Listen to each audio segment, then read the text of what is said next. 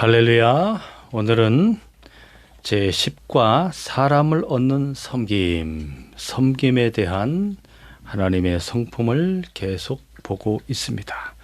오늘은 특별히 사도 바울에 관한 이야기가 되겠습니다. 고린도 전서 9장 19절 읽어봅니다. 시작.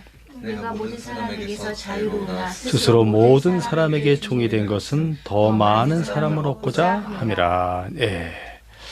고린도 전서의 배경을 보면 고린도 교회는 바울이 2차 전도 여행 때 이제 고린도를 들리게 되죠. 그래서 1년 반을 머물면서 세운 교회가 되겠습니다. 그곳에는 아굴라와 브리스길라, 천막 제조업을 하는 유대인을 만나게 되었고 그들이 바울의 진정한 동역자들이었습니다. 그리고 디모데도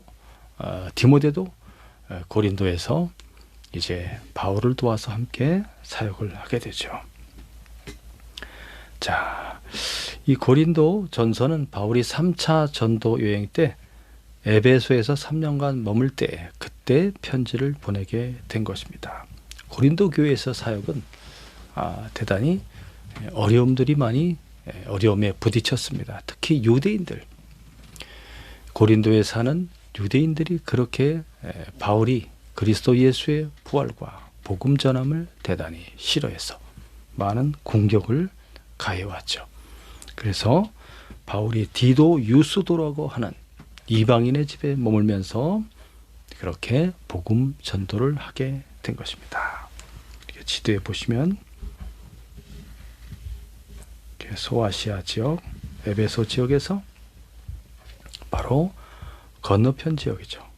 초록색으로 된 이곳이 바로 고린도, 아가야의 고린도 지역이 되겠습니다. 자, 바울이라는 사람은 어떻게 해서 사도가 되었고 그가 어떠한 마음과 어떤 자세로 복음을 전하였는지 그것을 먼저 이해한다면 오늘 고린도전서 9장 말씀을 잘 이해할 수가 있겠습니다. 여러분, 바울은 어떻게 하다가 사도가 되었습니까? 사도라는 것은 12명이죠.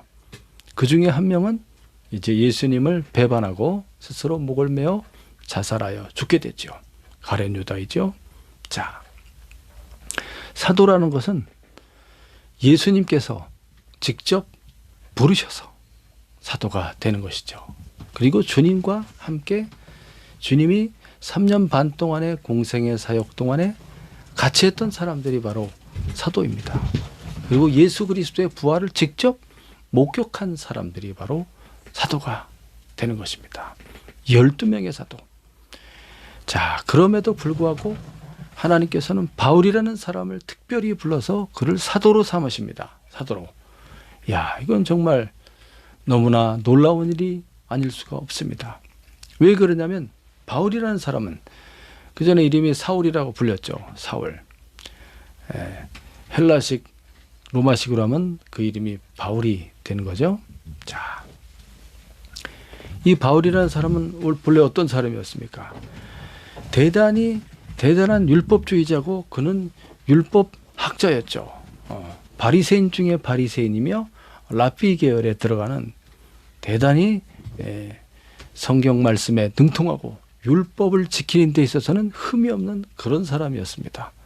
율법주의자의 입장에서 보면 예수라는 자는 그 율법을 파기하고 깨뜨리고 하나님의 성전을 무시하는 정말 있어서는 안 될 이단 중에 이단으로 생각했던 것입니다. 율법을 흠없이 지킴으로써 의롭다함을 얻는다고 생각하는데 자기를 믿어야지만이 의롭다함을 얻을 수 있다는 그런 것을 이야기하고 자기가 하나님 아버지와 동등한 하나님의 아들로 이야기하고 그러한 모든 부분, 그리고 자기가 성전이라고 말하고 있죠. 이런 부분, 안식일날 병자를 고치는 부분, 이런 모든 것들이 그리스도의 행위와 말씀과 행위, 모든 것들이 하나님의 율법을 깨뜨린다고 생각한 것입니다. 그래서 대단히 증오하였고, 그리고 당연히 그리스도의 부활도 믿지 않았겠죠. 그리고 예수 그리스도를 믿는 믿음의 사람들, 그 당시에 얼마나 강력한 권능들이 사도들을 통하여 나타났습니까? 성령이 임하였고 성령의 권능과 예수의 이름으로 병자를 고치고 수많은 사람들이 예수 그리스도를 믿고 그럼으로써 예루살렘에 그리스도의 교회가 생겨나면서 너무나도 강력하게 성령이 역사하면서 사람들이 어떻게 했습니까? 너무나 서로 사랑해서 자기들의 집이나 밭을 팔아서 그것을 사도들의 발 앞에 두고 사도들이 그것을 나누어서 가난한 자에게 나눠줌으로써 가난한 자가 없어지는 그런 너무나도 행복한 아름다운 교회 공동체의 모습이 나타나게 됩니다. 자, 이렇게 예수라는 자의 이름을 통해서 나타나는 이런 기적과 현상들, 그리고 많은 이제 신자들이 나타나는 그런 것을 이제 예루살렘의 권력층들이 보게 되는 것이죠. 대제사장과 많은 제사장 무리들과 사두개인과 그리고 율법을 그렇게 숭상하는 바리새인들, 장로들, 이런 사람들에 의해서 강력한 핍박이 일어나게 되는 것입니다. 어떻게 하면 저 예수를 따르는 저 그리스도교를 없앨 것이냐. 그래서 예수의 이름으로 아무것도 말하지 말라. 이렇게 하고 협박을 하고 사도들을 잡아 가두고 사도들을 이제 헤롯 안디바스는 사도 야고보를 칼로 죽였죠. 이런 강력한 핍박들이 일어나는 바로 그런 상황이었습니다. 그런 상황 가운데 이런 핍박하는 일을, 박해하는 일을 가장 앞장서서 했던 사람들 중에 하나가 바로 바울이라는 사람이었죠. 이 사람이 대제사장으로부터 이제 공문을 받아가지고 흩어진 그리스도인들을 잡아가기 위해서 저 북쪽에 다메섹까지 가서 이제 사람들을 잡아서 막 때리고 폭행하고 잡아 가두고 이런 일을 엄청나게 한 사람입니다. 다메섹까지 가는 중에 그 다메섹 가는 길에서 누가 나타났습니까? 부활하신 예수님이 나타나서 그 강렬한 빛 가운데 주님이 나타나지 않았습니까? 그때 바울은 쓰러졌죠. 눈이 멀어버렸습니다. 사울아 사울아 어찌하여 네가 나를 핍박하느냐? 당신은 누구십니까? 네가 핍박하는 예수다. 너에게 이제 네가 앞으로 할 일을 전해줄 자가 있을 것이다. 이런 말씀을 하고 주님이 이제 부활의 권능과 능력을 바울에게 보여주고 이제 사라지셨습니다. 그리고 바울은 이제 식음을 전폐하고 3일 동안 금식하면서 그가 이렇게 주님 앞에 엎드려 있었을 때 하나님이 아나니아라는 선지자를, 그 다메섹에 있는 선지자를 바울에게 보내서 그가 앞으로 어떤 일을 할 것이다. 그리스도 예수의 사도로 부르심을 받았고 이제 그가 앞으로 많은 이방인들에게 복음을 전할 것이며 왕들과 총독들과 관리들 앞에서 당당하게 예수 그리스도의 부활의 복음을 전할 것이다 라는 것을 이제 알려주게 되는 것입니다. 이처럼 바울은 자기의 뜻에 의해서 사도가 되었습니까? 아니면 강권적인 그리스도의 능력으로 사도가 된 것입니까? 강권적으로 예수님이 그를 붙잡아서 그를 사도로 만드시고 그가 앞으로 어떤 일을 해야 될지를 알려주시고 그 길을 달려가도록 우리 주님께서 특별하게 그렇게 나타나셔서 그를 이끄신 것입니다. 바울은 그 전에 어떤 자였습니까? 예수를 믿는 사람들을 박해하는 사람이었고 잡아가두는 그런 폭행자였고 그리고 집사님 누굽니까? 스데반 집사를 죽이는데 가장 앞장서서 했던 주동자였습니다. 자기는 살인자였다. 이러한 바울이 어떻게 하나님의 그 그리스도의 12명의 그 드는 그 사도가 될 수 있겠습니까? 그 사도권은 대단히 위대하고 정말 존귀한 자리인 것입니다.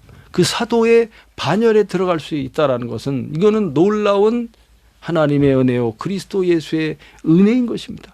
이런 은혜를 받았고 자기가 그렇게 싫어했던 예수님이 정말 하나님의 아들이셨고 그가 진리이시고 그가 구원자이시고 그가 자기의 이 거룩한 생명을 바치기 위해서 인간이 되어 오셨고 자기 몸을 바쳐 희생하여 십자가에 못 박혀 피를 흘려 죽으심으로써 대속의 길을 열어주셨고 그 예수를 믿는 모든 사람들에게 유대인이나 이방인에게까지 예수 믿는 모든 사람들을 그의 피로써 모든 죄사함을 주는 권능을 주셨고 제3일에 부활하셨고 그 부활하신 주님의 이 바울을 만나 주셨고 바울은 그 예수님 앞에서 아무 말도 할 수 없었죠.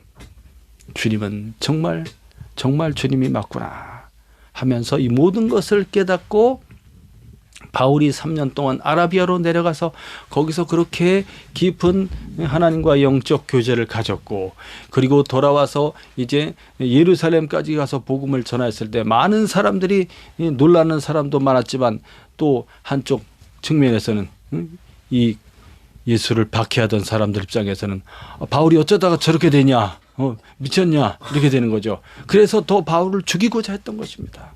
그래서 바울은 고향 다소로 가서 10년 동안 있다가 이제 나중에 바나바가 바울을 데리고 와서 안디옥에서 이제 사역을 시작하면서 그 안디옥 교회에서 성령이 강력하게 임하심으로써 바울과 바나바를 전도 여행을 할 수 있도록 그렇게 명하시게 되죠. 그래서 바울은 1차, 2차, 3차에 걸친 10년이 넘도록 그렇게 많은 고난과 고생 가운데 잡혀서 매를 맞기도 하고 이 바다에 배가 파선하여서 바다에 빠져서 열일이 넘도록 와 이거 죽는 것이냐 사는 것이냐 할 정도로 그런 큰 생명의 위협도 갖게 되고 얼마나 많은 핍박을 받았습니까? 동족인 유대인들로부터 가는 곳마다 그가 박해를 받았고 그럼에도 불구하고 사도로서 그가 행하였던 일들을 보면 그는 너무너무나 겸손한 사람이었습니다.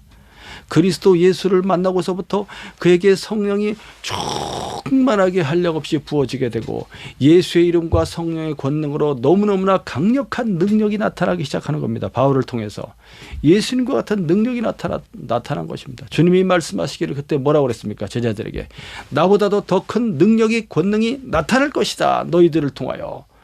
바울이 그렇게 많은 권능이 나타나는 것입니다. 가는 곳마다. 그래서 병든 자들이 치유를 얻고 귀신 들린 자들이 귀신이 떠나가면서 그렇게 온전하여지고 건강을 얻고 많은 사람들에게 진리의 복음의 말씀이 들려지면서 기사와 표적이 강력하게 나타난 것이죠. 자, 이렇게 하나님께서는 이렇게 자기를 반대하는 사람을 도로 바꾸어서 그리스도의 사도로서 만들고 그를 통하여서 이방인에게 복음을 전함으로써 많은 사람들을 예수님께로 돌아오도록 그렇게 하였던 것입니다. 그러한 일을 행하는 바울의 자세는 자기는 정말 사도로 부르심받을 만한 그런 일을 한 적이 없는 저는 정말 미련하고 저는 정말 연약하고 저는 정말 나쁜 자였습니다 하면서 고백하는 거 아닙니까? 나와 같은 사람을 이렇게 귀하게 사용해 주시니 너무너무나 감사합니다. 이 모든 것이 하나님의 은혜로 된 것입니다. 그러니까 바울은 어떻게 일했겠습니까? 다른 어떤 사도보다도 더 열심히 그가 최선을 다해서 쉬지 않고 그렇게 열심히 복음을 전하고 일을 했던 것입니다. 자, 그리고 바울은 이제 어떻게 해서든지 내가 한 사람이라도 더 한 지역이라도 더 가서 내가 예수의 복음을 전해야겠다. 그분이 진리이기 때문에 그렇습니다. 예수를 믿음으로써 죄사함을 받고 구원을 받고 저 천국에 가게 되기 때문에 그렇습니다. 예수를 믿음으로써 심판을 면하고 지옥불에 떨어지는 그러한 심판을 면하고 영원한 천국에 들어갈 수 있기 때문에 그렇습니다. 그래서 바울은 그렇게 열심히 복음을 전하여 가는데 복음의 빚진 자로서 바울이 일을 했던 것입니다. 그래서 내가 복음 전하는 데 있어서 뭐라도 조금이라도 저 사람들에게 거리낄 만한 일이 있으면은 그것을 포기하는 것입니다. 그래서 바울은 사도로서 사도권이 있습니다. 자기가 열심히 복음을 전하였으면 복음을 전한 것에 대한 이제 기초적인 생활비를 지원받을 수 있는 그런 권리가 있습니다. 그럼에도 불구하고 그걸 다 포기하는 것입니다. 다 포기하고 바울은 직접 일을 해서 바울은 그 랍비로서 그 율법 교사로서 바리새인으로서 그 사람들은 이제 그런 교육이 있습니다. 실제적인 어떤 기술을 가르칩니다. 그래서 바울이 천막을 짓는 일을 배웠던 거죠. 그래서 복음 전하러 가서 남의 나라 가서 거기서 뭘 하는 겁니까? 그 예를 들어서 고린도 지역 이 사람들에게 부담을 주지 않기 위해서, 경제적인 부담이라든지 어떤 마음의 부담을 주지 않기 위해서, 바울 선생님을 잘 모셔야 되는데 어떡하지, 그런 마음을 주지 않기 위해서 스스로 권리를 다 포기하고 어떻게 했습니까? 직접 나가서 천막 짓는 일을 한 겁니다. 브리스길라 아굴라도 있었다고 그랬죠. 그 사람들도 같이 그렇게 일을 하는 겁니다. 자, 그런 것을 볼 때 이제 비난하는 자들이 있었다는 겁니다. 비난하는 자들이. 왜 그러냐면 그 지역은 고린도 지역이면 헬라 지역이죠. 헬라의 그 철학이 발달돼 있었죠. 철학. 그래서 그들이 제일 존귀하게 생각하는 직업 중에 하나가 이제 철학자들입니다. 철학자들은 정말 얼마나 수사학적으로 말을 잘합니까? 어떤 이론이나 학설에 대해서 막 설명하고 사람들은 그것을 듣기를 좋아하는 그런 시대였습니다. 그런 사람들이 볼 때 이렇게 기술직, 몸을 쓰고 노동하는 기술직은 되게 하찮게 여겼죠. 근데 바울이 그런 일을 하고 있는 것입니다. 그런 것을 볼 때 어떻게 여겼다는 거예요? 이 고린도 교회 사람들 중에 일부들은 왜 저 바울 선생은 저렇게 하찮은 일을 하고 있지? 이렇게 여겼다는 것이죠. 그래서 바울에 대한 이제 오해와 공격들이 막 일어나게 되는 것입니다. 그 뒤 배후의 세력들이 바로 이단들이었습니다. 이단들이에요. 그 이단들 중에 하나는 뭐냐면 이제 유대 율법주의자들이었죠. 율법을 행하고 할례를 반드시 받아야지만이 구원을 얻을 수 있다는 이런 자들이죠. 예수만 믿어서 되는 게 아니고, 또 하나는 어떤 이단들이 있었냐면 영지주의자들이죠. 영지주의자. 영적인 지식과 지혜를 추구하는 사람들이라는 것인데, 그것은 뭐냐면 진짜 하나님의 거룩한 영을 추구하는 것이 아니고 이 사람들은 신비주의자였습니다. 그래서 뒤에는 악한 사단의 세력이 있는 것이죠. 그래서 극단적인 신비주의자들이었고, 또는 극단적인 어떤 이제 금욕주의자들이었던 것이죠. 네, 이러면서도 이 사람들은 신기하게도 영적인 것을 추구한다고 하면서도 육적인 것에 대해서는, 육에 대해서는 악하다고 보면서 그러면서 자기는 영적으로 거룩하고 선한 자이기 때문에 육적으로 무슨 일을 해도 상관이 없다는 식으로 이렇게 말하는 겁니다. 이 영지주의자들의 패단이죠. 그래서 어떤 죄를 지어도 사악하고 음란하고 더러운 그런 쾌락적인 일을 막 하면서도 그것이 죄가 아니라고 말하는 거죠. 이것이 영지주의자들입니다. 자, 육체의 어떤 금욕을 통해서 또 구원에 이를 수 있다는 또 이런 사상을 갖고 있죠. 영지주의자들이. 그렇기 때문에 바울의 전하는 그리스도 예수의 진리의 복음을 이제 흔들고, 그럼으로써 믿음이 약한 사람들을 갖다가 꿰어내어서 이제 자기들의 어떤 도구로 삼아버리는 이런 이단들의 행태에 대해서 바울이 대단히 경계하면서, 오늘 말씀에도 바울은 자기의 사도권이 어떤 것인지에 대해서 설명을 합니다. 나는 사람의 뜻으로 사도가 된 것이 아니라 하나님 아버지와 그리스도 예수께로부터 이렇게 사도가 되었다라는 것을 말해주면서, 그러면서 바울은 이제 오늘 말씀 한번 읽어보겠습니다. 바울은 자기의 고난을 쓰지 않음으로써 정말 겸손하게 낮은 자의 모습으로 섬기는 모습을 볼 수가 있습니다. 18절부터 읽어보겠습니다. 시작.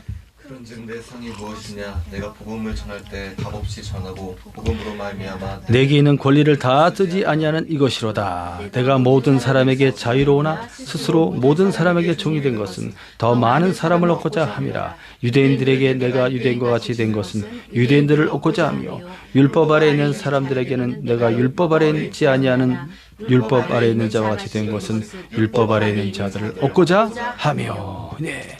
바울은 복음의 빚진 자라고 그랬죠. 어떻게든지 저 사람들에게 나아가서 복음 전하기를 원하는데, 그래서 자기의 권리를 내려놓고 겸손하게 자기 권리를 내려놓는 것입니다. 바울은 정말로 대단히 유식하고 학식이 풍부한 사람입니다. 그 모든 철학적인 그런 것을 다 배운 사람이고, 그 다음에 바울이 언변과 수사학이 대단히 뛰어난 사람입니다. 바울이. 그리고 바울은 세계적인 언어를 사용했던 사람입니다. 세계적인 언어. 당시에 헬라어를 사용할 수 있었고, 헬라어도 그 고급 헬라어와 좀 이렇게 수준 낮은 헬라어가 있어요. 그런 걸 다 사용할 줄 아는 사람이죠. 특별히 성경이 신약 성경이 헬라어로 되어 있는데, 바로 이제 가난한 사람들이나 이렇게 하층민들이 쓰는 그런 헬라어로 되어 있습니다. 신약 성경이. 그래서 누구든지 보고 이해할 수 있도록. 그러나 바울은 고급 언어까지 다 사용할 수 있다고 그랬죠. 그래서 바울이 만나는 사람들이 이렇게 어렵고 가난한 사람만 만나는 게 아니에요. 철학자라든지 뭐 왕족이라든지 뭐 귀족들이라든지 지체가 높은 사람들이, 부유한 사람들이, 이런 사람들을 만나게 됩니다. 가는 곳마다. 그럴 때 바울은 어떤 언어를 사용합니까? 고급 언어를 사용하고 그의 말이나 그의 학식이 풍부한 유식한 언어를 사용해서 대화하는 거죠. 이런 사람입니다. 그리고 이렇게 좀 연약하고 가난하고 그리고 이렇게 노동하는 사람들이나 뭐 이런 사람들 만났을 때는 또 어떻게 합니까? 그런 사람들의 이렇게 수준에 맞춰서 자기를 낮춰가면서 그렇게 행하는 그런 사람이었습니다. 왜 그렇습니까? 그만큼 자기가 이런 사도로서 일을 하게 된 것은 누구 때문에? 그리스도 예수의 은혜로 된 것이라는 것을 깊이 깨닫고 있고 그에게 특별한 권능과 능력을 어마어마하게 주셨음에도 불구하고 바울은 그것을 내세워서 마치 자기가 하나님처럼 하나님과 같이 되어서 내가 이런 능력을 너희에게 행사해 주리라 막 이렇게 하지 않았다는 거죠. 이 모든 것은 누가 하는 것이다? 하나님께서, 그리스도 예수께서 그의 이름으로 하시는 것이지 나는 아무것도 아니라는 거예요. 그렇게 겸손한 자세로 자기를 낮췄다는 것입니다. 그리고 주님께서는 바울에게 특별히 뭘 줬다고 그랬습니까? 육체에 가시를 주어서. 어떤 질병이 있어요. 사람들 앞에 정말 부끄러울 정도로 그런 어떤 질병이 있었습니다. 그것은 왜 주셨냐면 바울에게 너무나 큰 능력을 줬기 때문에 그가 혹시라도 교만하여서 버림받을까 봐 우리 주님께서 그를 사랑하여서 그에게 어떤 아픔을 주었던 것입니다. 그래서 바울이 그것을 떠나가게 해달라고 3번이나 기도했지만 주님이 뭐라고 그랬습니까? 내 은혜가 내게 족하도다. 그러면서 그 질병을 고쳐주지 않았던 거예요. 바울은 그렇게 많은 사람들의 정말 고칠 수 없는 그런 불치병들을 고쳐주는 능력을 행사하면서 정작 자기는 아픔 가운데 있었던 거죠. 이렇게 겸손하게 주님께서 그를 낮춰주셨고 지금 읽은 바와 같이 어떻습니까? 값없이 복음을 전한다고 말하고 있죠. 값없이 복음을 전했다. 내가 복음을 전할 때는 이것은 무슨 뜻입니까? 자기가 하나님께로부터 예수님께로부터 이렇게 큰 은혜를 받아서 이렇게 복음을 깨닫고 예수를 알고 구원받은 사람이기 때문에 이 복음을 이제 특별히 이방인들에게 전하고 있지 않습니까? 그들에게 복음 전할 때 어떤 대가를 받기를, 물질적인 어떤 부담을 그들에게 지우기를 원치 않았다는 겁니다. 그래서 어떻게 했습니까? 복음으로 말미암아 내가 있는 권리를 다 쓰지 않는다고 그랬습니다. 권리를 다 쓰지 않는다. 직접 일을 하면서 그가 복음 전도 사역을 행하였던 것입니다. 19절에 보면은 이제 모든 사람에게 있어서 바울은 자유로운 사람이죠. 자유. 바울은 태어나면서부터 로마 시민권을 가진 특별한 사람입니다. 특별한. 그래서 어디를 가든지 특별한 대접을 받을 수 있는 그런 세계적인 사람이었죠. 자, 그럼에도 불구하고 스스로 모든 사람에게 종이 된다고 그랬죠. 왜 그렇습니까? 더 많은 사람을 얻기 위해서, 마치 종과 같이 자기를 낮춘다는 거예요. 사람을 얻는다는 것은 무엇입니까? 그 사람에게 그리스도 예수의 복음을 전함으로써 그들이 이제 구원받는 것을 가리킵니다. 구원받는 것. 천국의 시민이 되는 것, 구원을 받아서 죄에서부터 사망에서부터 이제 벗어나서 진정한 성령으로 자유함을 얻고 거룩한 길을 걷게 하는, 그럼으로써 진리의 길을 바르게 거룩하게 걸어감으로써 마지막에 주님이 부르시는 날에 어디로 가는 겁니까? 저 하늘의 천국으로 들어가서 모든 보상을 천국에서 다 받게 하는 거죠. 그렇게 그 사람들이 복된 사람이 되게 하기 위해서 바울은 어떻게 했다? 바울은 자신을 낮추면서 어떻게 해든지 그 사람 입장에 서서 그 사람들의 마음과 그 사람들의 고난과 그 사람들의 문제와 그 사람들의 어려움을 갖다가 다 들어주고 그리고 해결책을 제시해주고 방향을 제시해주는 그런 일을 이 사람들에게 함으로써 그 사람들을 이제 하나님의 사람으로 만들어가는 거죠. 이것이 바로 사람을 얻는 것입니다. 자기가 전도해서 자기가 그 사람들을 갖다가 자기 종으로 삼으려고 그 사람들을 통해서 어떤 자기가 이익을 얻으려고 하지 않았다는 거예요. 자기의 밑에 사람으로 둬서 어떤 자기를 세력화하지 않았다는 겁니다. 만약에 그렇게 큰 능력을 행사하면서 사람들을 막 이렇게 끌어모아 가지고 자기 밑에 두면서 막 추앙을 받으면서 막 이렇게 막 존경과 막 이런 걸 받으면서 막 영광을 받으면 바울은 어떻게 되겠습니까? 예수의 이단이 되는 것입니다. 다른 이단이 되고 이단의 교주가 되어버리게 되겠죠. 바울은 그렇게 하지 않았습니다. 자, 그래서 유대인들에게는 유대인과 같이 되었다 그랬죠. 유대인들은 이제 그런 율법주의자들이지 않습니까? 그걸 한 사람이라도 구원받게 하기 위해서 유대인들이 행하는 어떤 율법의 의식이 있지 않겠습니까? 그런 의식에 동참을 한다는 거예요. 그걸 막 비난하고 욕하고 그러지 않냐고. 그럼으로써 만약에 어떤 유월절 행사가 있다 그러면 거기에 같이 참여를 하면서 그렇게 그들에게 복음을 전했다는 거죠. 율법 아래에 있는 자와 같이 된 것은 율법 아래에 있는 그 사람들을 얻고자 하였다는 겁니다. 바울은 율법에서 자유한 사람이지 않습니까? 그리스도 예수의 복음을 통해서만이 의롭다함을 얻고 구원을 받는다는 것을 알고 있지만 저 율법주의자들을 멸시하고 조롱하고 그렇게 이렇게 하는 것이 아니라 그들에게 가까이 나아갔다는 것을 알 수가 있습니다. 그 다음 21절부터 시작. 율법 없는 자에게는 내가 하나님께는 율법 없는 자가 아니요 도리어 그리스도의 율법 아래에 있는 자이라. 율법 없는 자와 같이 된 것은 율법 없는 자들을 얻고자 함이라. 약한 자들에게는 약한 자같이 된 것은 약한 자들을 얻고자 하며 내가 여러 사람에게 여러 모습이 된 것은 아무쪼록 몇 사람이라도 구원 얻고자 함이니 내가 복음을 위하여 모든 것을 행함은 복음에 참여하고자 함이라. 바울은 그렇게 사도로서의 권리를 다 쓰지 않는 것에 대해서 자랑하였습니까? 나로 말할 것 같은 말이야. 나 때는 말이야. 막 이러면서 저 사도들은 자기 권리를 다 쓰지만 말이야. 나는 권리를 쓰지 않았어. 이런 걸 자랑하는 사람이 아니에요. 그 사람은 정말 겸손하게 한 사람이라도 더 구원받기를 원하는 그런 심정으로 그렇게 자신을 낮추면서 나아갔다는 것이죠. 율법 없는 사람들이라는 것은 율법을 갖지 않은 사람들은 무엇입니까? 유대인 이스라엘 사람이 아닌 것이죠. 그 사람들은 이방인을 가리킵니다. 이방인.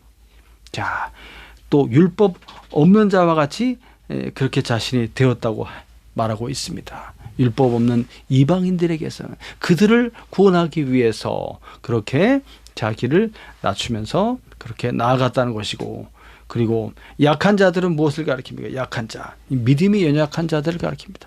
믿음이 연약한 자들에게는 또 그들과 같이 그렇게 그들 안으로 들어가서 그들의 어떤 약한 부분이 어떤 것인지를 이해하고 그들의 입장에 서서 그들의 마음의 상처나 아픈 부분을 싸매어주고 그리고 감싸주면서 그들이 바른 신앙의 길을 갈 수 있도록 도와주는 사람이라는 거죠. 무조건 비난하고 무조건 막 강하게 그렇게 하는 사람이 아닌 거죠. 자, 이렇게 내가 여러 사람에게 여러 모습이 된 것은 아무쪼록 몇 사람이라도 구원하고자 함이니 내가 복음을 위하여 모든 것을 행함은 복음에 참여하고자 함이라. 복음에 참여한다. 자신이 소유한 이 복음을 다른 사람들에게 나누어 주어서 공유하기를 원했다는 것입니다. 자, 여러 사람들에게 여러 상황에 그 상황이 있을 건데 거기에 자신을 낮춰서 순응시켜서 복음을 전하는데 장애가 없게 했다는 것입니다. 장애가 없게. 무슨 뜻인지 이해하겠죠. 자, 이런 모습이 바로 바울의 모습인 것입니다. 얼마나 순수하고 얼마나 열정적이고 얼마나 사랑이 많으며 얼마나 그 남을 이 사람을 갖다가 존중하는 사람인지 알 수가 있겠죠. 가난하고 막 어떤 막 이렇게 바깥에서 막 이렇게 막 일하는 막 어떤 기술자라든지 노동자라든지 그 모습이 어떻습니까? 막 뭐가 막 묻고 얼굴에 막 이렇게 할 수 있지 않습니까? 그런 사람들에 대해서도 자기도 천막 짓는 일을 하면서 이렇게 다가가는 거 아닙니까? 다양한 모습으로 다가갔다는 거예요. 아주 근사한 옷을 입고 아주 고급 언어를 사용하는 뭐 그런 철학자나 무슨 귀족이나 그런 사람들에게 또 어떻게 합니까? 바울이 옷을 딱 고쳐 입고서 탁 이렇게 그 고급 언어를 사용하면서 그렇게 나아가는 거죠. 저는 로마의 시민권을 가진 사람입니다. 오, 그렇습니까? 하면서 이렇게 그들과 소통할 수 있는 그러한 능력을 갖추고 있는 것입니다. 어떤 사람을 만나도 그들의 높이에 맞춰서 그가 얼마든지 복음을 전할 수 있는 그런 사람이었던 것이죠. 얼마나 겸손한 모습인지 우리가 알 수가 있겠습니다. 너무너무나 겸손한 자세, 그리고 남을 섬기는 자세, 그럼으로써 그가 가장 위대한 사도라는 칭호를 얻게 된 것입니다. 할렐루야. 사랑하는 여러분, 여러분들도 어떤 목표와 어떤 비전이 있습니까? 여러분, 어떤 면에서 여러분은 최고가 되기를 원하십니까?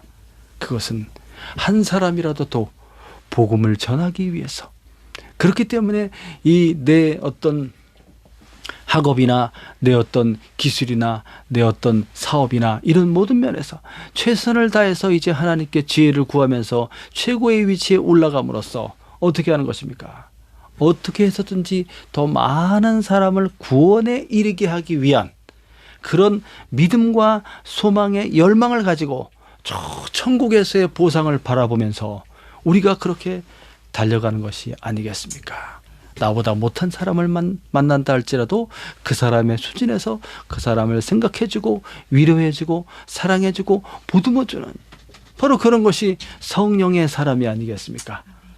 여러분, 그러한 성령의 인도를 받고 성령의 충만을 받고 성령의 이끄심을 따라서 오늘도 그리스도 안에서 행복하고 자유롭고 복된 삶을 살아가는 여러분 되시기를 예수님의 이름으로 축원합니다. 기도하겠습니다.